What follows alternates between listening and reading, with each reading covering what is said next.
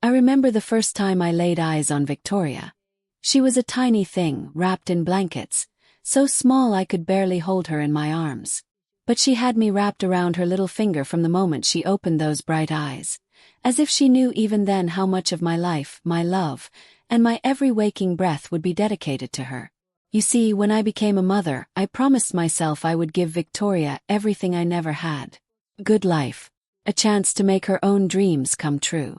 I worked long hours as a nurse, the kind of hours that leave you aching in places you didn't know existed, just to make sure she had a roof over her head, good food on the table, and the best possible education. There were times I barely slept, sometimes falling asleep at the kitchen table with a smell of bleach on my hands from the late-night cleaning shifts. But it didn't matter, because she was everything to me. I thought about all those long years, when I passed up on my own dreams for her. When I scraped every penny together to make sure she could go to the best schools, to afford things for her that I never could have dreamed of when I was young. I remember how proud I was the day she got that scholarship to college, how she promised me that when she made it I would never have to worry about a thing. But it wasn't the things I wanted, not really. I just wanted to feel loved, to feel seen, to know that I wasn't just a means to an end, a silent presence in the background. But life, like it often does, has a way of making things more complicated. The more she grew, the more she pulled away. She moved to the city with Preston, married him, and built a life that seemed so perfect from the outside. Big house, fancy vacations, designer bags and shoes. I couldn't help but feel a little proud. But I also began to notice the little things that changed. The phone calls became less frequent, the visits fewer. And when I did see her, it was always rushed, as if she had something better to do. I couldn't say anything though. After all, she was busy, right? Building a life. That's what she said every time she couldn't make it. But deep down I knew something was wrong. I could feel it in the quiet moments when I was alone. The aching feeling that the love I had given so freely, so abundantly, had become an obligation. A burden she carried like a backpack, too heavy to bear. She didn't need me anymore. And in the silence of my own home, I wondered if I had ever really been needed. But then came the news that Victoria was pregnant. I thought maybe this was the chance to fix things. My first grandchild. A new start, a chance to be part of something truly meaningful. I was overjoyed. I began knitting a blanket, each stitch a prayer for this little life that would soon be joining our family. I could already see myself holding that baby in my arms, finally being needed again. Maybe this was the moment I had been waiting for. The baby shower was planned, and I wasn't officially invited. But I thought it was an oversight. I had raised Victoria after all. The least I could do was show up, surprise her, and bring that blanket I had spent so much time on. It would be my way of reminding her that I was here, still her mother, still someone who loved her unconditionally. So, on that sunny morning, I packed up the blanket carefully, got in my car, and drove the 600 miles to Charlotte. I could already picture her face when she saw me, how her eyes would light up, how she would wrap me in a hug and thank me for the effort I had put in. I could already imagine the warmth, the joy, the happiness that would fill the room when I walked through that door. But what I didn't know was that my arrival would be met with something entirely different. What I didn't know was that I was about to become the victim of something far worse than I had ever imagined. I parked my car down the street, trying to take in the grandeur of the house. The towering pillars, the manicured lawn, the large windows that reflected the bright sunlight like a perfect mirror of success. It wasn't my world, but I wanted to believe it was ours, that I had helped build it with my sacrifices. I walked towards the open front door, my heart racing with excitement. I could already hear laughter and music coming from inside. This was it. This was the moment. Then I saw her, my beautiful daughter, glowing with pregnancy, surrounded by strangers who I could only guess were her new friends. She looked radiant, happy, a little too happy. I tried to wave, to call out, but the moment she saw me, the smile on her face faltered. A flicker of something I couldn't quite place crossed her eyes before it was gone. And then she was walking towards me, fast, too fast, her face a mask of anger. My heart sank, my hands shaking as I tried to adjust the gift in my arms, the blanket that I had poured my love into. "Mama," she hissed, pulling me aside, away from the door. "What are you doing here? You can't be here. You're embarrassing me." The words hit me like a slap. I stood there, stunned, trying to understand what she was saying. But the more she spoke, the more I realized. This wasn't a mistake. This wasn't an oversight. She didn't want me there. And I was nothing but a nuisance, a relic of a past she no longer needed. I tried to explain. I tried to make her understand that I just wanted to be a part of her life, to share in this joyous occasion. But she wasn't listening. Her eyes were hard, her voice colder than I had ever heard it before. And when Preston came to the door, he didn't even look at me. He didn't say a word. "You have to leave, Mama," she said again, her tone final, her face a mask of indifference. Before I could react, a large man stepped forward. Security guard. My own daughter had hired a stranger to throw me out of her baby shower. I didn't fight. I didn't argue. I just let him guide me out of the house, past the cars, past the strangers who now whispered and pointed. I felt every eye on me. Felt small, invisible, worthless. As I sat in my car, my hands gripping the steering wheel, I could hardly breathe. My heart was heavy, but my mind was clearer than it had ever been. The world outside my car window continued as if nothing had happened. But inside I was cold. And for the first time in my life, I felt something stir within me. Something I hadn't felt in years. Quiet fury. They thought they could treat me this way. But I had one thing they didn't know. One thing that would change everything. My name was on that mortgage. And I was about to take everything from them. I thought about this moment for so long. What it would feel like to surprise my daughter, to walk into her home, finally being part of something again. I had knit that baby blanket with my own 2 hands, every stitch made with love, every turn of the yarn a prayer for the little life growing inside her. This was supposed to be a happy occasion. I had imagined it so many times in my mind. Her face lighting up, her arms open to embrace me, thanking me for the thoughtful gift. This was supposed to be my moment to feel needed again. But as I approached the house, the smile on my face faded. The driveway was full of cars I didn't recognize. Expensive ones. Foreign models that glittered in the bright sunlight. I paused for a moment, standing on the pavement, my heart racing. This wasn't the quiet, cozy gathering I had imagined. It wasn't the warmth I expected. I took a deep breath and walked up to the front door. I could hear the chatter from inside, the clinking of glasses, the sound of people laughing as if everything in that house was perfect. But as soon as I stepped across the threshold, the noise seemed to stop, or maybe it was just my heartbeat pounding in my ears. There she was, Victoria, glowing with that smug look of someone who had everything. The spotlight had shifted from me to her, and I was just another person trying to cling to the fading warmth of a world that no longer wanted me. The shock came first. Her eyes widened when she saw me, but it wasn't the surprise of a daughter seeing her mother after so long.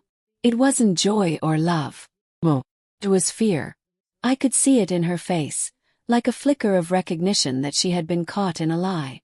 A lie I had been too blind to see until now. And then, as if she couldn't hide it any longer, she snapped. "Mama," her voice was harsh, cutting through the air like a knife. "What are you doing here?" She didn't smile. She didn't embrace me. She looked at me with the coldest eyes, as though I was a nuisance, a mistake she hadn't expected. "You're ruining everything. What will they think?" The words hit harder than I expected. They cut deeper than anything I had ever felt. I hadn't driven 600 miles to be met with disdain. I hadn't given up my whole life, my health, my time, just to be dismissed as an embarrassment. "Mama, you need to leave," she said, her voice rising with impatience. Her hands were trembling, but not from concern. It was from the force of her anger, her embarrassment. The people she surrounded herself with, these strangers who meant more to her than her own flesh and blood, were far more important than the woman who had raised her. Before I could speak, I saw him, Preston, her husband, standing in the doorway. He didn't look at me. He didn't say a word. He just looked at her, his eyes full of something something dark and judgmental, and then, without hesitation, he spoke to the security guard standing off to the side, waiting for this moment.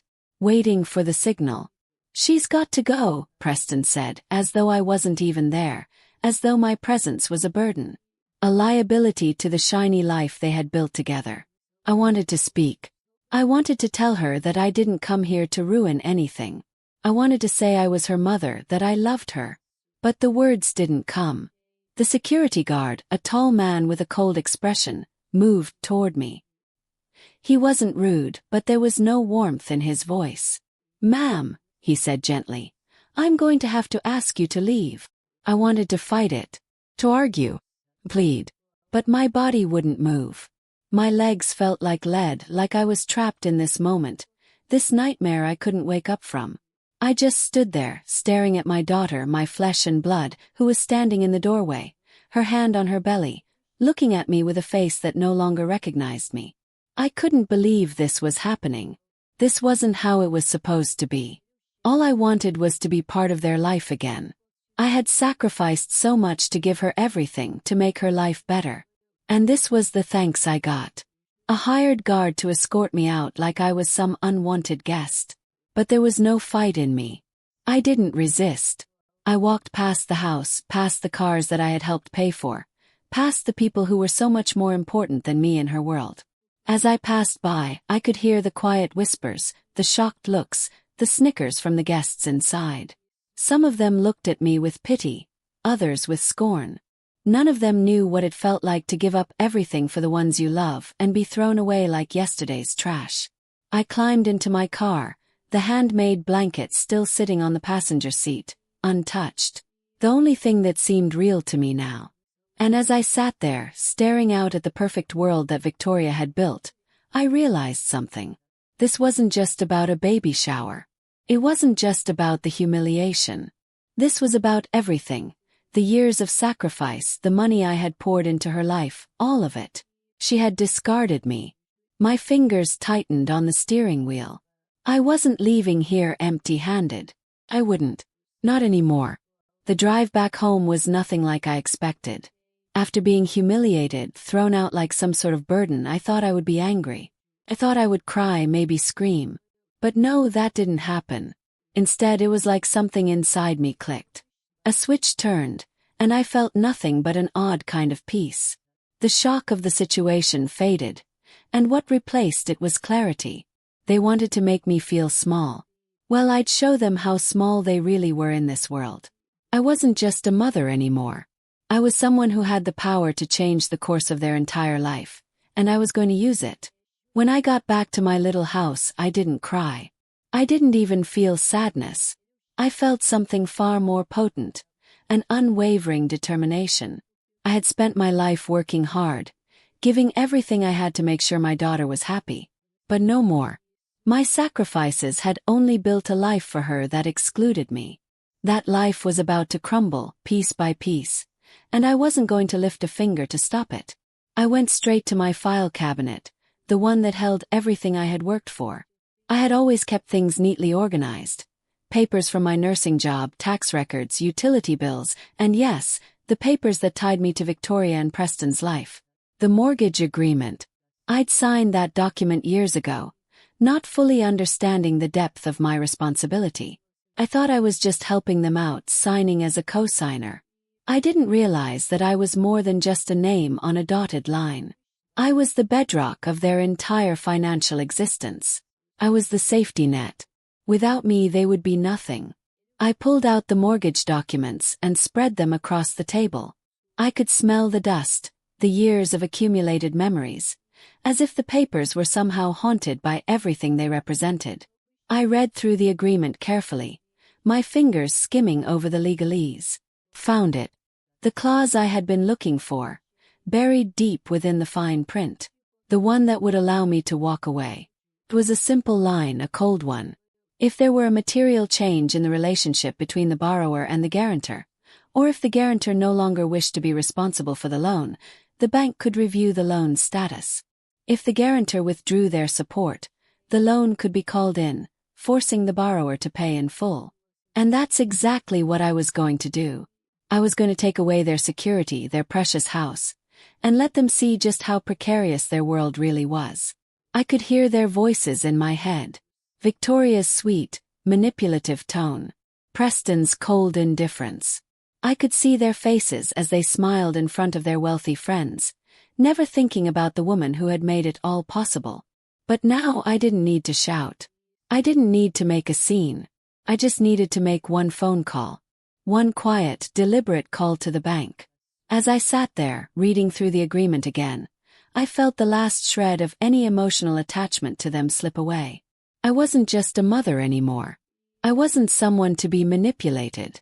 I was in control now. They had used me as long as they could, but I wasn't going to be their pawn anymore. The phone buzzed in the quiet of my room, and I didn't need to look at it to know who it was. Victoria. She had been calling non-stop ever since the baby shower. I didn't pick up. I didn't even check the messages. The truth was, I didn't care what they had to say. Their apologies meant nothing now. They were just words.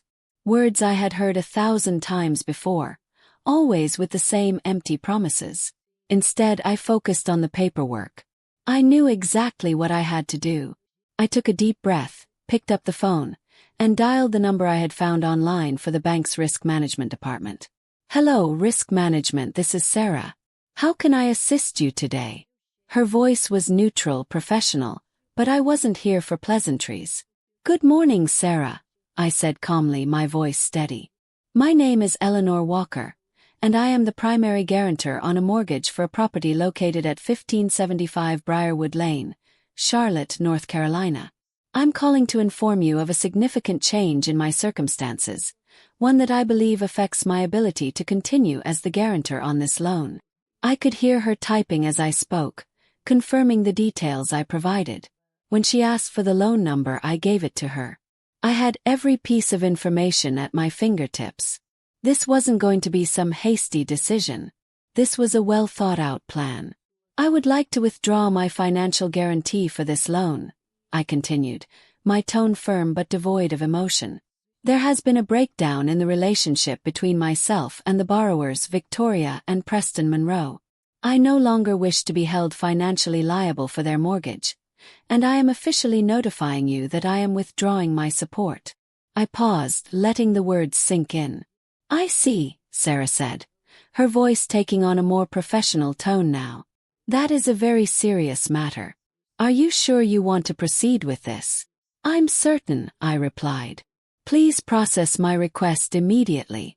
I trust you understand the seriousness of this action."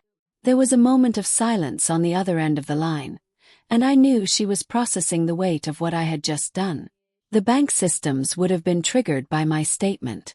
The loan would now be flagged as a high-risk loan, and the bank would take the necessary steps to secure their interests. That meant one thing: Victoria and Preston's beautiful house, their lavish lifestyle, would soon be at risk. They would have to pay the full loan balance or face foreclosure. "I will escalate this to our legal department," Sarah said, her voice grave now. "A senior officer will be in touch with you shortly. Thank you for your call." I hung up the phone and sat back in my chair, feeling a strange sense of satisfaction. The deed was done. I hadn't raised my voice. I hadn't fought with them. I had simply withdrawn the one thing that held their world together: my money. And now they would face the consequences. I closed the file, pushed it back into the drawer, and locked it. It was over. I wasn't their mother anymore. I wasn't anyone's fool. And I wasn't going to stand by while they used me. They had made their choice. Now they would live with it. The phone buzzed again. A message from Victoria. I didn't even look at it. I didn't need to. I was free. And so, it begins. I sat there, staring at the papers scattered across my kitchen table, knowing that this was it. No turning back. I had already made my decision, but now the process of making it real was beginning. I wasn't just a mother anymore. I wasn't a victim either.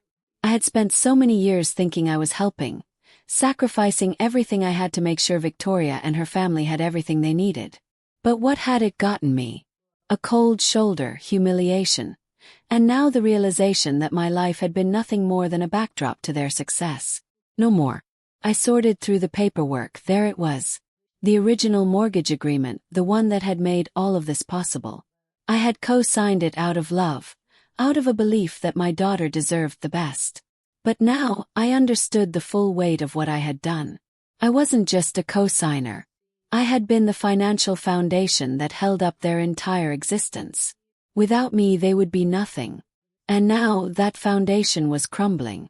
It wasn't about anger anymore. It wasn't even about the humiliation of being thrown out like a piece of garbage. It was about control. It was about regaining my dignity, my power. My decision to withdraw my support wasn't rash. It wasn't emotional.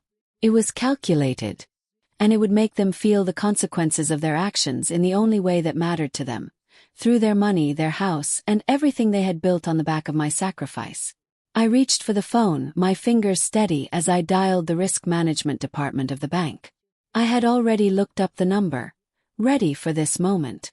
When the phone rang, my heart beat calmly. I wasn't nervous. I had already made my peace with this. The woman on the other end answered with a neutral tone, just the way I had expected. Risk management, this is Sarah. How may I help you?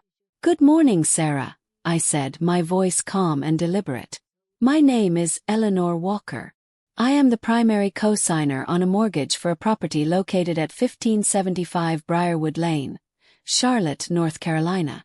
I'm calling to officially inform you that I am withdrawing my financial guarantee for this loan. There was a brief pause on the other end. I could hear her typing, processing the information. I see. Mrs. Walker, is there a particular reason for your decision? Of course, I replied, keeping my tone steady. There has been a significant breakdown in my relationship with the primary borrowers. Specifically, my daughter and her husband. Their actions towards me have made it impossible for me to continue supporting this loan. I no longer wish to be financially responsible for their mortgage. I could hear her hesitation, but I wasn't asking for her approval. I was making a statement, one that would change everything. Understood, Sarah said, her voice now much more formal. This is a serious matter. I will have to escalate this to our legal department for review. Please expect a follow-up soon.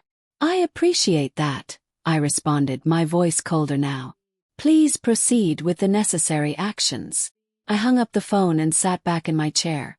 The weight of my decision settled over me like a heavy, but relieving blanket. I hadn't cried, I hadn't shouted. I had done what needed to be done, and I was finally free from the chains of their expectations. Their lives were about to unravel, and I would watch it happen from a distance, my hands clean. The next morning, just as I had expected, I received a call from Victoria. She didn't even give me time to say hello. Her voice was frantic, panicked, as if the world was falling apart around her. Mama, she cried out. What have you done? The bank sent us a letter. They're calling the loan due. What did you do? You can't do this. I let her rant, let her words spill out in a mix of fear and frustration. She tried to be calm, but there was a clear edge of desperation in her voice. I didn't do anything, Victoria, I said, keeping my voice steady. I simply informed the bank of the breakdown in our relationship. You made your choice when you had me escorted out of your baby shower. That was the final straw. No, Mama, it's not like that, she tried to explain, her voice rising with each word. Please don't do this. We're sorry. We didn't mean to hurt you. You're still family. Please just call the bank and fix this. We'll do anything to make it right. I could hear the pleading in her voice, but it did nothing to move me. Her words were just a reflection of her fear. Her realization that everything she had worked for was about to come crashing down. But it was too late. The damage had been done. I'm sorry, Victoria, I said, my tone final. But I've made my decision. There's nothing more to discuss. Her voice cracked, and I heard her sobbing quietly on the other end of the line. Mama, please. Don't let us lose everything. I can't lose my home, I can't lose this life we've built. I didn't feel the slightest bit of sympathy. Her tears didn't change anything. She had chosen her perfect life over me long ago. Now she was going to see just how fragile that perfect life really was. "I'm sorry, Victoria," I repeated, "but this is your responsibility now. You and Preston will have to deal with the consequences of your actions. I'm no longer part of that." There was a long silence, broken only by her soft sobs. I could hear Preston in the background now, his voice low and anxious. "Mama, listen to me," Preston said, his tone trying to be calm, trying to smooth over the situation. "We'll work something out. We can refinance. We can make it work. You know we can. Just reconsider, okay?" I didn't even flinch. His words were nothing more than empty promises. This wasn't about money anymore. This wasn't about solving a problem with more money or empty words. It was about restoring my dignity, something they had stripped away with every call, every email, every demand for more. "No, Preston," I said quietly. "It's too late for that." I hung up the phone, the weight of the moment settling over me again. I had done what I needed to do. I had made my point. And now the consequences would unfold, just as I had planned. The next few days were filled with frantic phone calls and text messages, all of them begging me to change my mind. But I didn't respond. I didn't need to. They had made their bed, and now they would lie in it. The letters from the bank would soon arrive. The threats of foreclosure would hang over them like a dark cloud, a storm that had been brewing for years and finally broke. I wasn't angry anymore. I wasn't sad.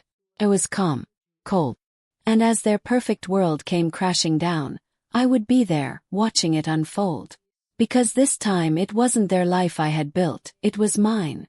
And for the first time in a long time I felt like I was finally in control. The letters came swiftly, just as I knew they would.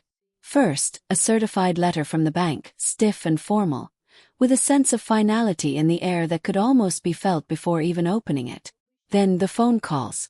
First Victoria, then Preston, both frantic, their voices straining as the magnitude of what I had set in motion took shape. I sat in my small living room, the same room I had spent countless hours alone, working to support them, quietly and humbly. Now it was the room where I sat in calm observation, watching their world crumble beneath them. I had waited for this moment for years, the moment when they would finally face the consequences of their actions. The call from Victoria came first. Her voice, once so sweet, now sounded desperate, a stark contrast to the composure she had once tried so hard to maintain. "Mama," she cried, her voice shaky. "Please, you have to fix this. The bank, they're calling the loan due. The full amount. How could you do this to us?" I listened in silence as she continued, her words tumbling out like a cascade of desperate pleas. The woman who had once been so sure of herself, so arrogant in her success, was now at the mercy of the very system she had once manipulated so easily. "I'm not doing anything, Victoria," I said, my voice as steady and unfeeling as a stone. "I simply informed the bank that I could no longer support this loan. You made your choice. You decided that your image, your perfect life, was more important than me. This is the price you pay."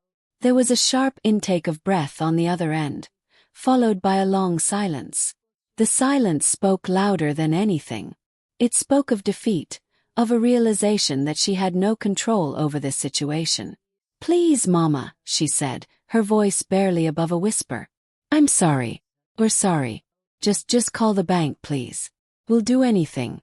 We'll make it right. Just don't let this happen." I almost felt a flicker of something. Guilt, perhaps? But it vanished as quickly as it appeared. What they wanted wasn't my forgiveness. It was my money, my power to fix the situation they had created. They had used me for years, and now they wanted me to clean up the mess they had made. "Victoria, you don't understand," I said, my voice unwavering. "This is your responsibility now. You've chosen your path, and now you must face the consequences. I can't help you." She was quiet for a long time, her sobs muffled. Felt nothing. The phone buzzed again. Preston. His voice, ever so calm, ever so calculated, was almost soothing. Almost as if he had practiced the lines he was about to say. "Eleanor." he began, trying to sound reasonable, trying to regain control. "Let's not make any rash decisions here. I know this is hard, but we're family. We've been through a lot together. We can figure this out. We can refinance or maybe even sell some of our assets. Just help us out a little. We'll get through it, I promise." It was always the same. The offers, the promises. But he didn't realize that I had already moved on from the woman I used to be. I wasn't going to fall for this manipulation anymore. The old Eleanor would have caved. The old me would have been desperate to help, to keep the family together. But now, I was the one in control. "You can't fix this, Preston," I said, my tone as cold as the winter nights I used to spend alone. "There is no refinancing, no selling off assets that will save you now. You are on your own. And don't call me again asking for help. This is your mess, and it's time you faced it." I could hear him fumbling with his words on the other end. The calm facade cracked, replaced by panic. But I wasn't listening anymore. "I don't understand," he muttered, his voice strained. "Why are you doing this? We've always been there for you. Always helped you. How could you turn your back on us now?" I paused for a moment, letting his words hang in the air.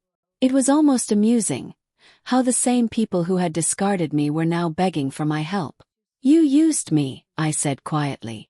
"You used my love and my money for years, and now you want me to rescue you when your world falls apart? That's not how this works anymore. You don't get to manipulate me any longer." Hung up the phone. There was no satisfaction in it, only a cold, deep understanding that this was the moment I had waited for. Their entire life, their future, had been built on the fragile foundation of my sacrifices. And now that foundation was gone. The weeks that followed were a slow burn. I watched from my quiet home as the cracks in their perfect world began to show. The house that had been a symbol of their success now had a "for sale" sign in front of it.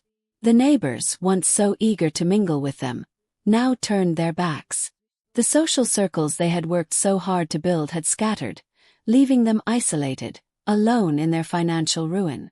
I didn't feel sorry for them. In fact, a part of me felt a strange satisfaction watching them spiral. I had spent too many years being their silent benefactor, their emotional and financial support, only to be cast aside when they no longer needed me. They had chosen their image over me, and now they were paying the price. But even as their world unraveled, they still couldn't accept the truth. They still couldn't face the fact that their destruction was entirely of their own making. Victoria called again, her voice now completely devoid of the arrogance she once had. "Mama, please," she begged, her voice weak. "I'm sorry. We were wrong. Please just help us. I don't know what to do. We can't lose everything." I didn't answer. I didn't need to. She knew what the answer would be. I had nothing left to give. I didn't need their apologies. I didn't need their gratitude. What I needed, what I had always needed, was my dignity. And I had it now. My life, my choices were mine. For the first time in years, I wasn't living for someone else. I wasn't making sacrifices for people who would never appreciate them. Their world was falling apart, and I was the quiet, unmovable force that had set it all in motion. They thought they could use me forever. But now I was the one in control. The house was sold, at a loss far greater than they had imagined, a reality check that came too late. Victoria and Preston's world, the one they had built on false pretenses, was crumbling piece by piece. Once a symbol of their success, the house now stood empty, a shell of everything they had once claimed to be. The market had turned against them, and even the things they had relied on, their connections, their charm, their ability to convince others, were no longer enough to keep their world afloat. I knew the moment they sold it. It was like a ripple in the water, a shift I could feel even from miles away. It wasn't my victory, not exactly. It was simply the final result of their actions catching up to them. It was the reality of what happens when a house is built on lies, and when that house was nothing more than a facade held up by me, a mother they had discarded in favor of a better life. I didn't feel any joy, not at this point. The months of carefully watching them stumble, their frantic phone calls, their attempts to fix the irreparable, had brought me no triumph, just peace. For the first time in a long time, I could sit in my quiet home, knowing that the life I had given them was now gone. They were alone in their consequences, and I was free. Then the phone call came. It was from Victoria, of course. Her voice, once so confident and assertive, now cracked with desperation. "Mama, please," she begged, the words tumbling out in a rush. "Please help us. We've lost everything. The house, everything we've worked for, it's all gone. We can't make it without you. Please. We've learned our lesson. I swear we have. Sorry. I know we've hurt you, but please don't let us fall." I didn't need to hear any more. The pleading, the tears, the apologies, they didn't matter anymore. They had taken everything I had to offer, and now they wanted more. The same hands that had once held me at arm's length, that had discarded my love, were now reaching out in desperation. But I was done. I sat back in my chair, the phone still pressed to my ear. My mind was calm, almost detached. I wasn't angry, I wasn't sad. I was free, and in that freedom I found the clarity to make the final choice. "Victoria," I said, my voice steady and unyielding. "There is nothing I can do. You made your choices. You turned your back on me when I needed you. And now you're asking me to fix the mess you've created. I can't help you anymore." She was silent for a moment, probably trying to process the finality in my words. Her voice broke the silence, softer now, almost resigned. "Mama, please. You're all we have left. You can't just turn your back on us." I could hear her trying to convince herself as much as she was trying to convince me. But I wasn't falling for it anymore. I had heard these words too many times, in too many different forms. "You've always had me as a safety net," I replied, the truth ringing clear in my voice. "But that's over now. I've spent my whole life giving everything to make sure you had what you wanted. But in the end, it was never about love. It was about using me. I will not be used anymore." The silence on the other end of the line stretched out, but it wasn't uncomfortable. It was simply a quiet truth settling between us. I wasn't waiting for her to apologize, and she wasn't asking for my forgiveness. She was simply facing the reality I had long known, the reality that she had taken everything, and now there was nothing left. "I've done all I can for you, Victoria," I continued. "I gave you everything I had, hoping you would one day understand the value of what I did for you. But now I see that you never will. And that's fine. You'll have to learn how to live without me, and maybe that's the lesson you needed to learn all along." She didn't respond. I didn't need her to. I wasn't seeking anything from her. The years of hoping for her to change, for her to see me for what I was, were finally over. I had nothing left to give. "I'm sorry it had to come to this," I added, my voice almost a whisper. "But I'm not your crutch anymore. You'll have to stand on your own." Hung up the phone. Preston called shortly after, but it was the same story. His voice, always so smooth, so accustomed to getting what he wanted, now had a faint edge of desperation in it. "Eleanor, you have to help us," he said. "We can work something out. We're not asking for a handout, just some help to get us back on track. We've always had your back. We just need you to help us now." His words, smooth as they were, couldn't mask the panic that was creeping in. The man who had always leaned on his connections, on his charm, was now facing a situation he couldn't manipulate. His voice wavered ever so slightly, but I didn't waver. "Preston, I've said all I'm going to say," I told him, calm and final. "I'm not involved in this anymore. You and Victoria will have to figure it out on your own. You wanted to play the game and now you've lost. That's all there is to it." There was a brief silence, and I could almost hear the gears in his head turning, calculating. But there was no way out for him. There was no clever line, no business deal, that would undo what had already been done. "I'm done here," I added, my voice steady. "I hope you learn what it means to stand on your own 2 feet, because there's no one left to catch you when you fall." I hung up, finally feeling the peace that had eluded me for so long. I wasn't angry. I wasn't bitter. I was calm. My life had been my own again for a while now, and as I sat in my quiet house, I knew I had made the right choice. I didn't need their apologies. I didn't need their gratitude. I needed nothing from them. Because for the first time in my life I had my dignity. And I knew it would last far longer than their broken dreams.